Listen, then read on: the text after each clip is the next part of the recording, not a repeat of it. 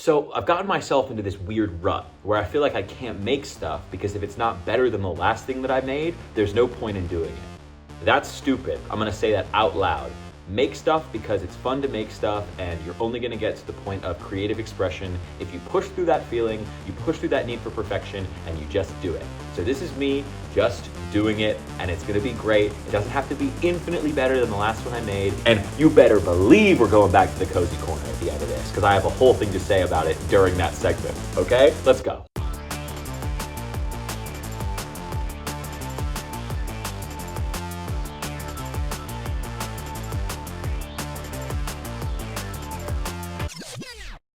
I was gonna say recently, but it's been a couple of months probably now since I went and saw it. I went and saw the movie Him, and I found myself wanting to make a video about it, but it felt too limiting and too small-minded to make just another review. Just to go, oh yeah, I saw another movie, here's another review. Instead, I had this idea of, I wanna tie it together because it's not about him. I don't really care about that movie. I didn't particularly like that movie, but it's what that movie represents. The term that I've coined to describe these movies, especially in the context of this video, is not what it seems movies. Let me break down what that means, or at least what that means to me. So you have a character, or maybe a series of characters, but we usually follow just the one, and they move into a position where now they're in a new environment, whether that's a cult, or a hotel, or a vacation. And the tension or stress or conflict that arises is because of the social dynamic that they're in.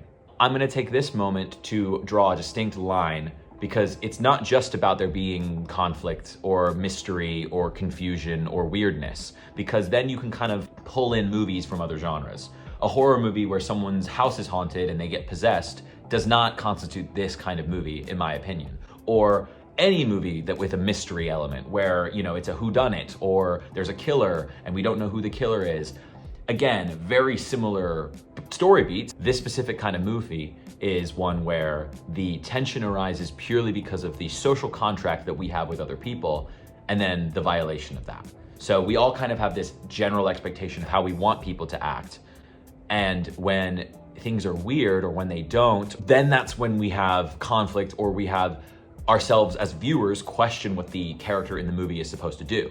Because if someone's weird to you on the street in your regular life, you don't immediately go, oh, I have to get out of here, or I have to leave. Or if I'm at an event and it's a little awkward, you don't go, oh, this is it, I'm leaving, I'm done. You kind of have a feeling of, oh, I might have to resolve this, or laugh along like I understand, or maybe just play dumb, or maybe just pretend like it's not happening and just try to keep things going. And so we empathize with the characters in these situations. And then ultimately, because of those decisions, chaos ensues, evil happens, murders probably happen, and as we'll get into, we'll talk about the ultimate fallout from a lot of these different movies. But I want to stress, okay, not all these movies are bad. In fact, I would argue that every movie I talk about today, even the ones that I consider to be disappointing, are not bad movies, okay? They just don't fulfill the potential that they could have had. Sometimes that's ultimately more disappointing than a movie just being bad from the get-go. It sounds ridiculous, but I sometimes find myself sitting there going, don't promise on what you can't deliver. I find myself more disappointed by a movie like Him because it had so much going for it and then ultimately doesn't stick the landing. And that's very frustrating to me. But again, they're not all bad. There are excellent examples of these movies. And in fact, I would say when a movie does this right, they can be some of the most impactful movies of the modern day. They can be genuine modern classics. And that's not an exaggeration. Let's talk about a couple of those now.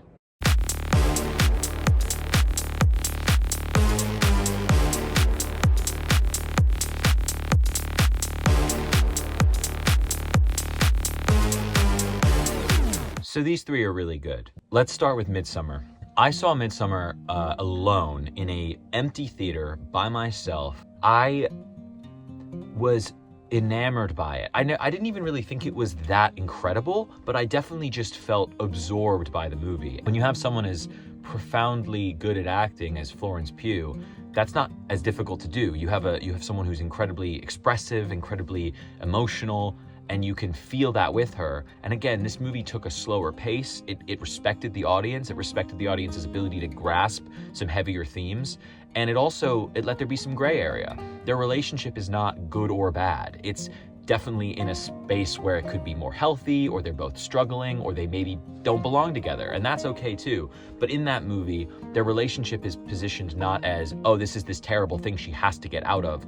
It's just like a complicated group of two young adults who are both going through things, and now she is in a incredible position of trauma, and so she has to navigate that.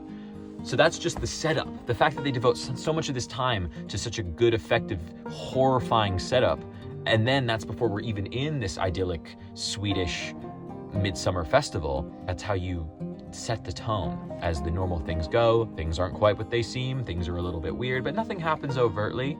And the inherent stress that's present, because we know that Danny is struggling, and we know that she is already going to be in an incredibly vulnerable position because of what happened with her family and the relationship she's in. It becomes overwhelming. She's isolated. It's that classic formula of you can't just leave. And then as things build and build and build, you kind of start to empathize and see comfort and home. And these characters aren't doing anything that crazy. They're not threatening their lives, or at least not Danny's life, the person that we have we're experiencing the movie through her eyes. And ultimately, when he gets to the ending, it's a pretty big jump, but because of the small jumps we've made throughout, her ultimately sacrificing him and kind of claiming this sense of identity within this cult is a very understandable thing that we can empathize with. And it just makes you feel, it just creates like I was sitting there unblinking as she smiled at that final shot, and I was just like, wow, what a powerful final shot. Visuals are excellent. The script is really good. I'm not gonna say everything about that movie was perfect, but I just really enjoyed it. And I think it's a good example of a movie like this done well. Let's keep going, because this one is honestly even bigger, had more financial success, and probably has become one of the most iconic movies, at least in my lifetime. And I would argue, if you look up best movies of the 21st century, this one will probably be on a couple of lists, or on most lists, and that's Get Out. Get Out did something powerful because it had a big expectation. It had that, oh, Jordan Peele's the comedy guy, but who can he make horror? And this movie, again, sets you up with that simple premise that's just inherently intriguing. It's a couple, one's black, one's white, and right away you feel this connection, despite not being black, or despite not being in a relationship, or despite not being young, or any of the qualifiers and characteristics that Chris, I think his name is Chris, has in this movie. You relate to just the concept of being uncomfortable in a setting socially with people that might make you uncomfortable. So that already is an inherently uncomfortable situation. But then we add on top of it the fact that when he walks upstairs, everybody stops and looks at him, and you don't know what's going on. So it gives you that mystery, but it also ties it into a feeling that we all kind of relate to on its own. And it's very impressive that he was able to maintain that feeling throughout, even when it shifts and becomes, oh, he's in danger, but we still have that same underlying feeling of discomfort. And then, as all these movies do, how things happen, he escapes, he's the final standing. And then the ending, ultimately, I knew that ending would be difficult, because the endings of all these movies are difficult, but yet they stick the landing. They add a little bit of humor at the end to kind of punctuate the horror within it. And it just becomes one of those movies that you think wasn't disappointing. It fully promised something and it delivered. And then again, I'll quickly wrap this up just to talk about the good ones. The Menu came out more recently, and The Menu was one that I saw again in theaters, again with a group of people. And this had a wider variety of reactions. I think this one kind of felt a little more like toned down, and because of the time in which it came out, it wasn't Midsummer or Get Out, which kind of was the beginning, or at least the early stages of this type of movie. Yes, movies like this have been made forever, 80s, 90s, 2000s, but this specific modern type of pseudo-horror social commentary movie, I think The Menu had the trickier task of being a little late to the party. It was 5 or 6 years after these movies came out. It was a little more like, okay, so we've seen this one before. There have now been some flops. There have been some movies where rich people on an island try to hunt people because they're rich and rich people are bad. So how do we make it interesting? Well, it did that by adopting food culture and the way that we view fine dining experiences, where I think it's a very interesting part of the human psyche where we can criticize them and say, oh, well, I would rather have a cheeseburger because a cheeseburger is just delicious and these fine dining restaurants suck. But yet we all kind of want to go to them.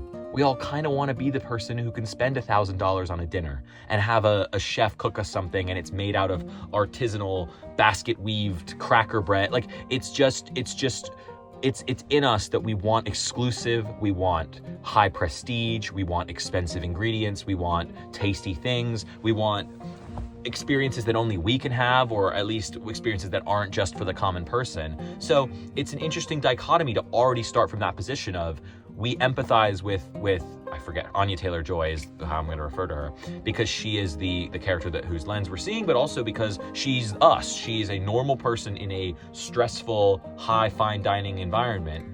And yet, we can also say we understand her being there. We understand her wanting to engage with it while also remaining reserved. And then you have the stereotypical dinner party of every kind of archetype of person. It felt very much like, oh, we're not pretending here. We're not trying to do a subversive, everyone's their own, fleshed out person. It's very much, we've got our archetypes, and this is what works. And I think that that's part of why the menu knew what it was doing, where it leaned into the things it knew it could do well, but also was like, yes, I know we've done this movie before. We're gonna lampshade it a little bit, which I appreciated. But then you're like, okay, well, what's gonna happen? Are they all gonna die? Because that ultimately would be a little bit disappointing if it was just, oh, they're crazy, we try to escape, they all die. There was a message in there about what it means to truly love food and to reconnect with the things that the chef loves. So those are the good ones. I think I'm going to talk a little bit later about why I think they're the better ones and how that contrasts with the ones that are fundamentally disappointing. But as I've broken down in those three, you can see there's layers.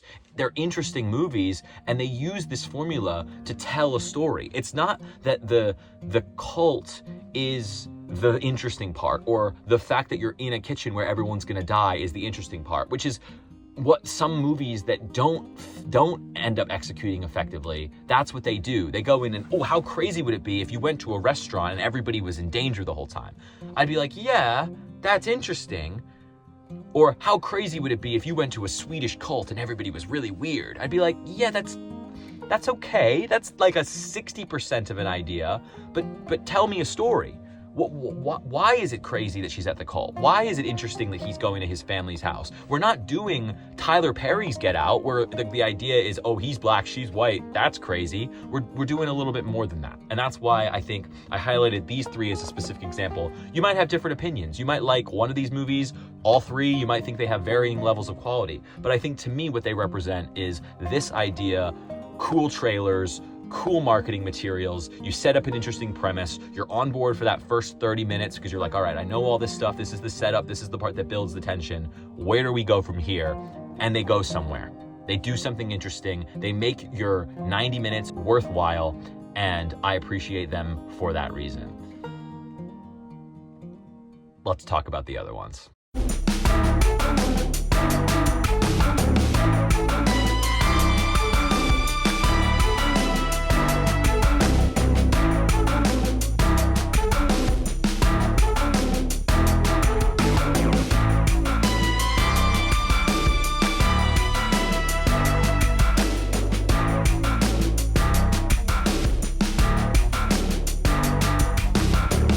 Going to be annoying because I haven't seen Get Out, Midsummer, or The Menu in a long time, and yet for some reason those movies are still so clear in my head. Like I can remember the plots, I can remember the character names, just because they leave an impact. And it honestly speaks volumes that for the rest of these movies I'm going to have nothing. I don't have any real memory of any story beats. I don't have any real memory of any of the characters' names. Like I saw Him, the most recent of any of these movies, and I literally couldn't remember a single thing other than they played for the saviors, and it was like a Jesus metaphor. Anyway, let's talk about him. We'll start with him. Why not? We can go backwards and actually end on the one that I hate the most. We'll get to that point. Saw Him. As I mentioned at the beginning, one of the things I don't like about these movies, even with the good ones, is that you see a really good trailer. Him had a fantastic trailer. Awesome. I'm gonna go see that. The problem when you have a trailer that sets up a movie like that, I might make a whole video about trailers actually. Remind me to add that to my list. You spend the first 30 minutes of the movie watching what you already know. Like you're watching a movie you already have watched because it's all stuff from a trailer. Whether it's just clips and you're watching the connective tissue that goes between those clips. If I know he's, a football player who's young, who then goes to a place and then things start happening, that first 30 minutes when he's not at that place, I'm kind of like, yeah, I'm enjoying what I'm seeing, but I'm not watching a movie I haven't watched before. Like, I know this is all stuff that leads to a certain point. And then when he gets to the place, the movie will start happening. So him was fine. Him was just disappointing because it provides you this premise and you spend, I would say 75% of the movie building towards something. And then it just kind of gives you what you expected. It's this weird quarterback who needs his blood keeps the legacy going. And then they just fight, he kills him, and then the movie ends and he kills everybody. And it wasn't the worst. It really rushed the conclusion. It really rushed getting to that end point. But what the ending that I wanted was, I wanted a little subversion right at the end. This is a different movie, but this is what I would have gone with. He kills everybody. He rejects the final contract. He goes, I'm not going to be a part of this for you. I'm not going to be this, workhorse that you want me to be and continue this legacy. And then I think it would have been really interesting, especially with the world that we live in right now, with the way college sports are and the way professional sports are, if it had been like this big triumphant thing, and then it cuts and he's like at a table signing a contract with a different team in the league. Whatever the other biggest team in the league is, maybe they could set that up right at the beginning and be like, the Saviors and their biggest rivals, the Devils in the Pro Bowl or whatever. Flash cuts and he's sitting at a table and the guy with the Devils logo on his shirt makes him sign it. And it shows that despite the fact that athletes, especially college athletes now, are given a level of power and maybe given a lot of money, they're given lifestyle, they're given celebrity status, they become larger than life figures. Fundamentally, they're still owned and operated by these organizations. They're still moved around, their contracts are cut. If they get hurt, they're worth nothing to them, so they don't care about them. And I think it would have been interesting if it showed that despite his attempts to try to break out of that, he still is within the system, and that system still controls him. And that would have been kind of a sad and poignant ending for a movie that I don't think really did anything. It just kind of left me with this feeling of, all right, cool, everybody died. Great. So that was him. I went and saw Opus before I saw him. I forget exactly when, but it must have been sometime in the early autumn, maybe in the late summer. And it was kind of just the poster child of this exact kind of movie. And I forget. They go to this cult and the guy, like the celebrity guy, is very weird and he's just like doing weird stuff, but he's also nice. Like he's also like, oh, if you're uncomfortable, you can go home, which I was like, that's them trying to do some subversion, but it doesn't really work. And then I forget exactly what happens. He kills them all. Like I can't even remember. And this was more recent than I saw Midsummer. I just remember a scene of her like being dragged. He does like a weird puppet show. I think for this one, they went just for like, well, if it's weird, people will like it. And it just wasn't even that weird. Like Yorgos Lanthimos does actual weird stuff. This movie just did like Hollywood down the middle weird stuff. And it was like, whatever. Felt the same way about Blink Twice, which is almost identical. And I hated the fact that everybody spoke so highly of Blink Twice because, again, it wasn't bad. I don't want to shit on it and be like, oh, it was a terrible movie. It wasn't. It was competent and functional in every regard. But it just left me with that same feeling that Opus and him left me. This emptiness. So she's a woman, she gets brought to this billionaire's island. We all know weird stuff is gonna happen. First of all, given away in the trailer, but even if it wasn't given away in the trailer, you just know. That's just how these movies are. So we've done it. We've done the 60% that I already know. I've watched the connective tissue. What is the point? What is the movie? And the point is, oh, he's raping all of them. He's sexually assaulting all of the girls on the island. And I was like, that's it? Like, I don't know, for some reason that really deflated me. And I know a lot of people found that to be horrifying. It is horrifying. It's a horrifying concept. It's a very scary premise to be trapped somewhere. I totally get it. But that's it for this movie? It felt almost like a bad like Netflix documentary, like a Netflix, true crime thing. What do you want me to feel other than negative? I guess they do a little twist at the end where I think she like takes control of him and it just shows something about power. Fine, I guess. I don't know. It's bad. I got it. I understand. That's the whole point. I'll talk about the final one before I wrap up. But the one that really kicked off this video, the one that kicked off this feeling in my heart is Don't Worry, Darling. I remember watching like a psych thriller movie and the trailer for Don't Worry, Darling came on and I was like, Florence Pugh's in it. It looks like awesome. The visuals are really cool. There's that like dancer element of it where it's like Black Swan-y, like the ballet, and then the mirror and oh, she cracks the egg and there's nothing in the egg. What could that mean? Oh, that's cool. And oh, for some reason she's now claustrophobic and the world's getting smaller and oh, there's so many things we could go here. Like this could be like Shutter Island. This could be, this could be awesome. First trailer came out a long time before the movie. It was I would probably say 9 months at least. And then all the drama happened, and I don't want to talk about that because that's a whole separate stupid thing. But it didn't bode well when I was like, oh, this movie's kind of a disaster. Hopefully it's still good. And ultimately I was, again, I didn't hate it. I didn't go, that was the worst thing I've ever seen. It wasn't the Emoji Movie, but it was disappointing. And it did leave me with this feeling of like, why couldn't you guys have just devoted a month to making the script make sense, making it consistent, making the character decisions logical, having there be some semblance of, because ultimately, I mean, you've probably all seen it, but if you haven't, it's a simulation and Florence Pugh's character is being trapped in there by her boyfriend. Again, it ties some things together. It creates some semblance of understanding of why this would be the case and why this exists the way it does. But it doesn't ask the questions of like the interesting part of the story. You have the point isn't that Harry Styles eats out Florence Pugh in front of other people and that's tense and weird. The point of the weirdness is, why would a powerful, successful, confident doctor woman who's in like the prime of her life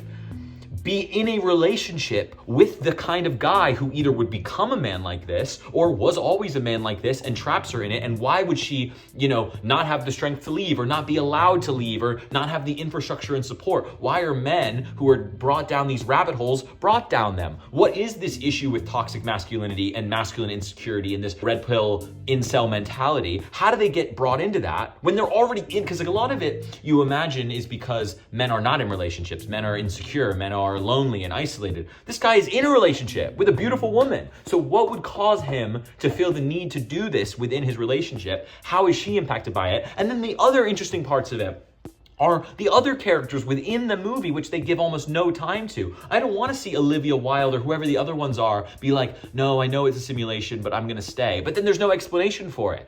Unpack it. Why would it sometimes be better for someone to live in a fake reality? I'm not asking for a Black Mirror episode, but I'm asking for something, some wrap up where it's consistent, where it's like, oh, I understand, and maybe I empathize with characters I didn't think I would before. Why would the person running this be the guy doing this? It can still be evil. I'm not asking for them to be redeemed, and it's like, oh, I totally get it. I would do the same thing. No, but give me more story than just cool shots shot for a trailer. Her cracking the egg and there being nothing inside, yes, what does that tell us? It tells us something's wrong with the world. We could have guessed that with the 30 other things that happened, but ultimately, like an empty egg, it's fucking pointless. It's empty, it's hollow. There's nothing to that scene.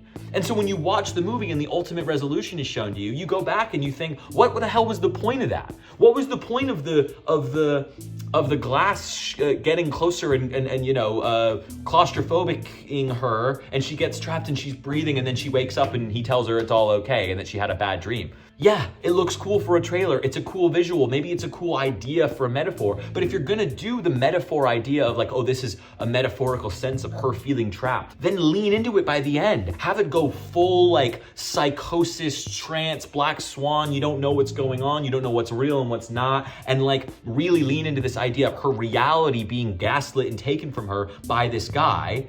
And not just be like, oh, well, if I get to the top of the mountain, I escape. It's not that bad. It's not like it's the worst movie I've ever seen. It feels like walking into an IKEA and someone offering you a meal at your IKEA and it being like a fake bowl of fruit and a fake turkey. And giving, and you think it's a joke and you're like, oh, haha. And they're like, no, eat up. Doesn't it look delicious? And you're like, yeah, but it's not real. It's not real food. Like this isn't a real home. This is a fake that we've set to look like a home. But I'm not gonna stick around and actually have a meal with you here. I'm going home. I would rather eat a meal anywhere else. I don't know if that analogy or that metaphor makes sense, but to me it does. It's like, it's this fake idea of a movie that looks nice, but it's not. If a movie makes you mad that you were looking forward to it, that's worse than just seeing a trailer being like, that looks stupid, watching it, and then it's stupid. Let me take a breath. And I hope that my catharsis of releasing all that gave you some if you felt some of the same way. And if you loved these movies, me too, I loved parts of them as well. I like the visuals of almost all of them. I like the acting performance of almost all of them. So what's the point? Well, let's talk about what we could do instead. So I had a section in this video. Chapter 1's the good, chapter 2 is the bad, and this one's the ugly. And I thought, how funny would it be if like The Good and the Bad were the video that I made. And then the section called The Ugly was just like me sitting here for like 30 seconds and then the video ends. Classic comedy.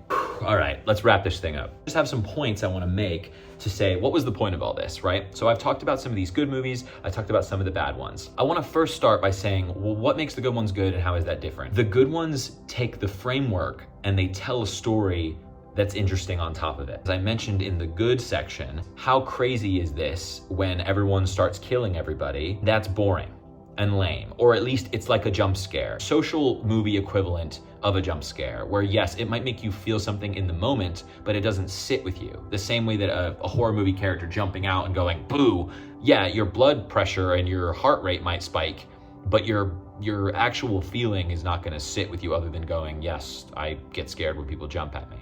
So what kind of stories are they telling? Well, that's the interesting part, is the framework is so effective in that it can allow you to tell a variety of different kinds of stories. A horror movie story with a ghost possession is only ever gonna be about a ghost possession. Sure, you can add some element of, let's say family trauma or mental illness, and that could be it. But these movies are limitless. Get Out is about a black man's experience and the social politics of race in America.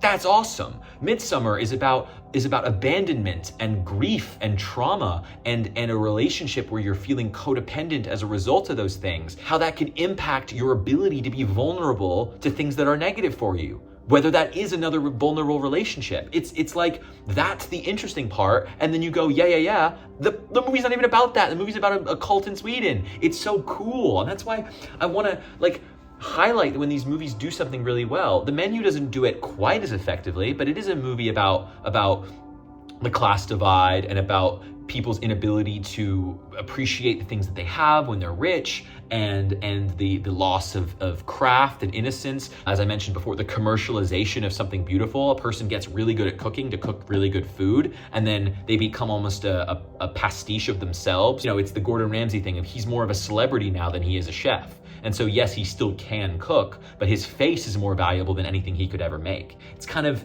interesting. That's an interesting concept. I wrote down a bunch of them over here. I'm just gonna break the immersion.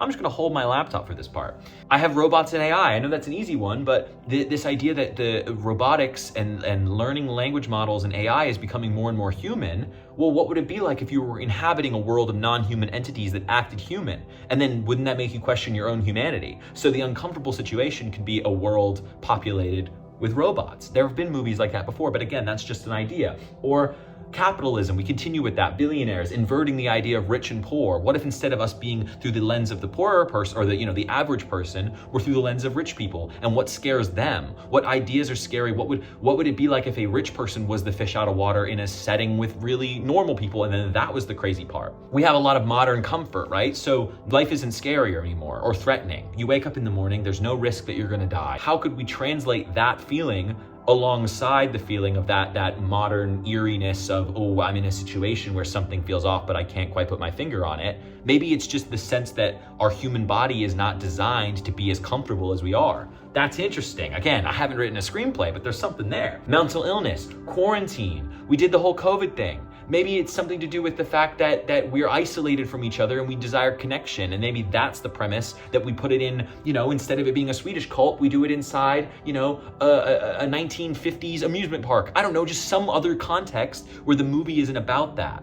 But then it's about COVID and quarantine somehow. I don't know. Immigration is another social theme. Everybody has the reason why right-wing politics are taking off so quickly is because everyone's so afraid of this idea of the other. The movie that makes me think of that is the movie Mother, which kind of ties into this idea as well. Mother is almost a Not What It Seems movie, even though it's a little more artsy and there's other things. But the idea of just people keep coming into her house and almost violating that social contract, and she has to sit there and be like, oh, I'm gonna be a good host, I'm gonna take care of these people, and then they just destroy her house and ruin everything, taps into some fears that people irrationally have about immigration. And I think there, again, could be something there. Make the story interesting too. Spend more time on writing the screenplay and writing the good script that is consistent and logical and smart.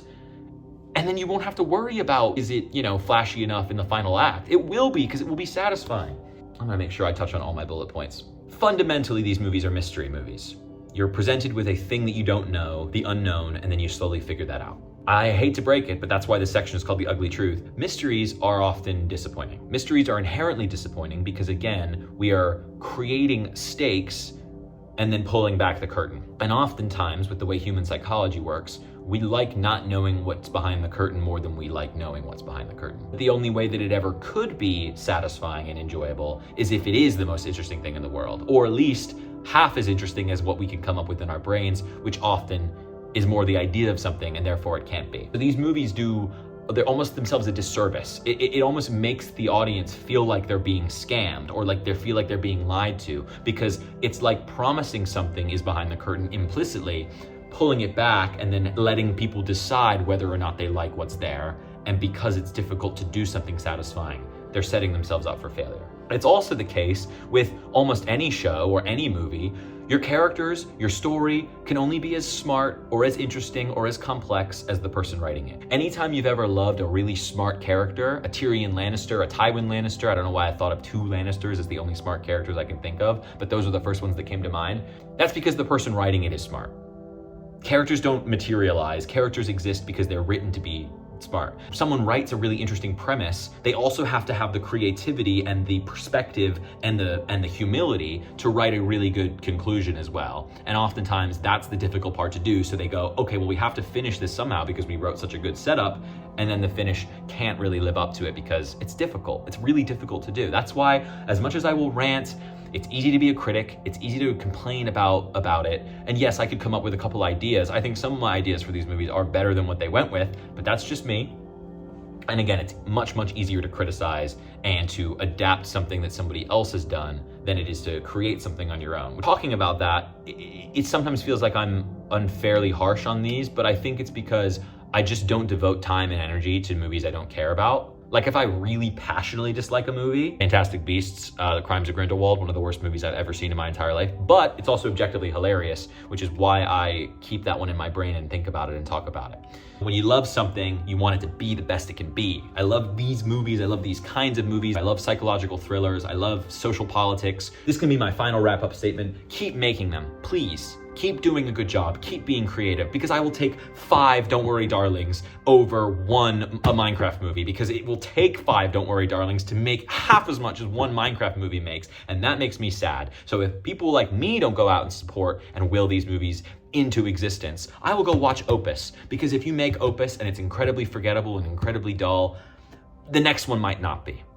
And please make Opus with a $10 million budget, and then it makes $50 million instead of making it with a $95 million budget and it loses money. And I know some of them, there's Hollywood accounting, there's Hollywood politics, where sometimes these movies are designed to lose money, or at least they're set up to fail or set up to break even. But here's my advice. Make them cheaper.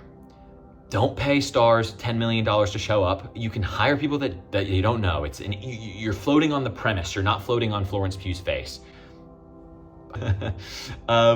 No, you don't need that, okay? If the premise is interesting and if the trailer is really good, you will hook them. I didn't know who the guy in Him was, okay?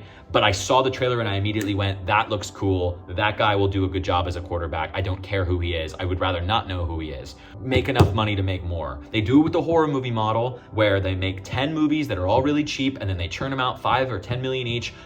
Conjuring 3 will make 300 million out of nowhere, and it's like, okay, well, all those other ones were paid for. For the rest of the year, we profited. Let's churn out 10 more, and then we'll make half as much as the budget, or just as much as the budget on 8 of those, or 7 of those, and then a couple of them will pop off.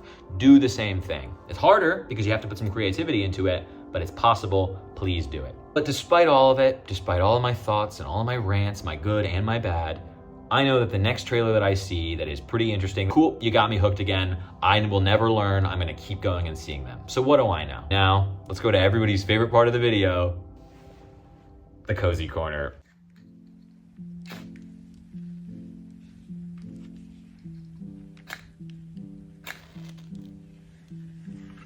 Hi. Welcome back to the cozy corner. This is the part of the show where we get a little cozy and talk about some stuff. The last one went over so well, I have to keep going because it's my favorite part of the videos.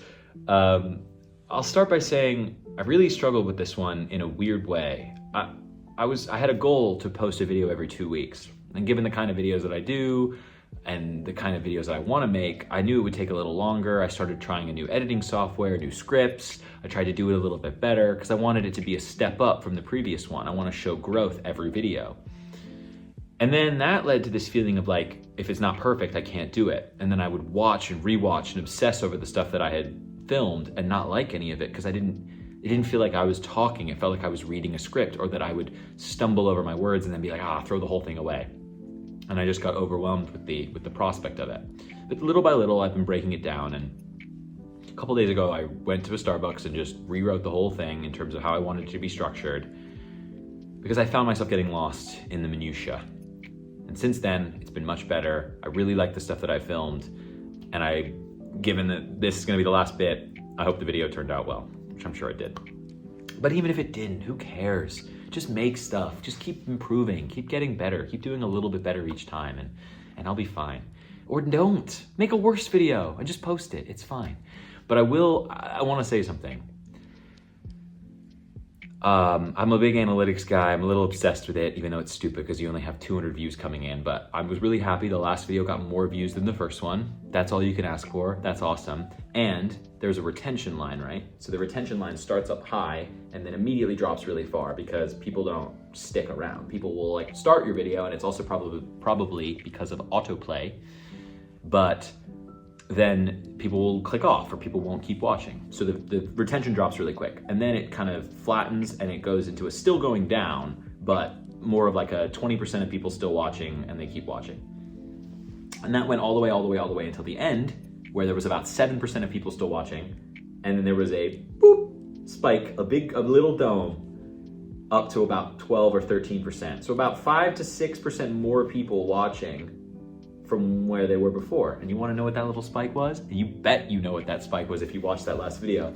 It was the cozy corner. And it could be random, it could be an aberration, it could be an anomaly. I don't think it is. I think people loved the cozy corner. I think people responded well to it, because it wasn't me, guys.